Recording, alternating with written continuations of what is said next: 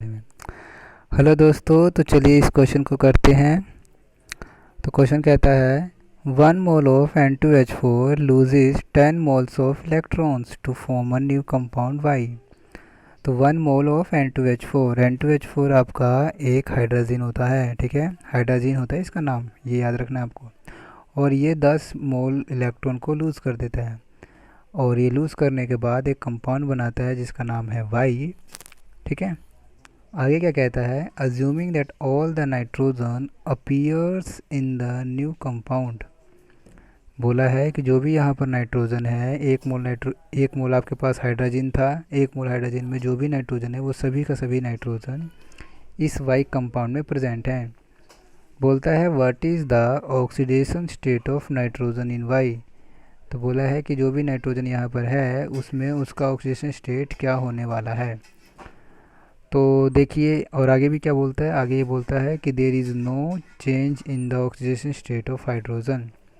इसका क्या मतलब हुआ, इसका मतलब ये हुआ कि जो भी यहाँ पर हाइड्रोजन है उसमें कोई चेंज नहीं आया है, उसमें चेंज नहीं आया है। तो इसका मतलब ये हुआ कि ये जो 10 इलेक्ट्रॉन हैं सभी के सभी कहाँ से लूज़ हुए हैं, कहाँ से निकले हैं, वो सभी के सभी आपके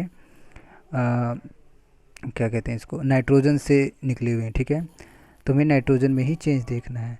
तो सबसे पहले क्या करना होता है, सबसे पहले हमें ये करना होता है कि जो नाइट्रोजन है हाइड्रोजन में उसका ऑक्सीडेशन स्टेट हम लोग निकाल लेते हैं। फिर 10 इलेक्ट्रॉन निकाल देंगे उसमें से, ठीक है। फिर चेक कर लेंगे कि ऑक्सीडेशन स्टेट क्या है वाई कंपाउंड में नाइट्रोजन का, ठीक है। तो देखिए, अगर हम इसका ऑक्सीडेशन स्टेट निकालें नाइट्रोजन का तो यहाँ पे मिलता है -2। वो कैसे निकलता है, देखिए कैसे निकलता है। अगर मैं नाइट्रोजन के ऑक्सीडेशन स्टेट को x मान लूँ और यहाँ पर 2 नाइट्रोजन है तो मैंने 2 से इंटू कर दिया, प्लस हाइड्रोजन के ऑक्सीडेशन स्टेट को मैं +1 मानूंगा, ठीक है, और इसको 0 बोल दूंगा क्योंकि ये कंपाउंड न्यूट्रल है, ठीक है। तो इस तरीके से x की जो वैल्यू आएगी वो आएगी -2। तो मैं कह सकता हूँ कि नाइट्रोजन पे कितना चार्ज है या फिर कितना ऑक्सीडेशन स्टेट है, -2।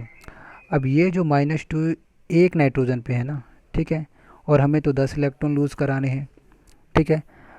तो देखिए यहाँ पर 2 नाइट्रोजन थे, उसमें से 10 इलेक्ट्रॉन लूज़ हुए हैं, ये कह सकते हैं। तो एक नाइट्रोजन से कितना निकलेगा, 5 इलेक्ट्रॉन, और एक नाइट्रोजन पे कितना ऑक्सीडेशन स्टेट है, -2।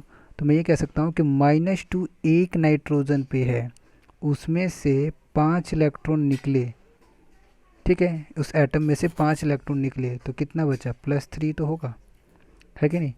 समझ पाए, दोबारा देखिए, 2 नाइट्रोजन थे, 2 नाइट्रोजन 10 इलेक्ट्रॉन लूज़ करते हैं, तो एक नाइट्रोजन 5 इलेक्ट्रॉन लूज़ करेगा, और एक नाइट्रोजन पे -2 का चार्ज है, तो 5 इलेक्ट्रॉन लूज़ करने के बाद उसकी स्थिति क्या बन जाएगी, +3 पे आ जाएगी। समझ रहे बात को, जैसे कि कोई एक एटम है, एक एटम में से एक इलेक्ट्रॉन लूज़ हो गया तो आप क्या बोलते हो, +1 आ गया, है ना। 2 लूज़ हो जाए तो क्या बोलोगे, 2+ आ गया, है कि नहीं। लेकिन मान लीजिए कोई A- है और इसमें से एक इलेक्ट्रॉन लूज़ हुआ तो वो 0 पे आ जाएगा। अब इसमें से फिर एक और इलेक्ट्रॉन लूज़ हुआ तो वो +1 पे आ जाएगा, ठीक है।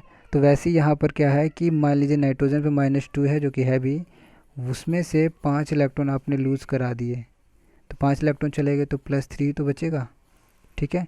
तो इस तरीके से नाइट्रोजन पे +3 ऑक्सीडेशन स्टेट आ जाएगा आफ्टर रिमूवल ऑफ 5 इलेक्ट्रॉन्स, ठीक है, एक नाइट्रोजन से। 10 इलेक्ट्रॉन बोला है तो 2 नाइट्रोजन के लिए बोला है, ठीक है। तो इसका आंसर क्या हो जाएगा, +3, ऑप्शन सी, ठीक है।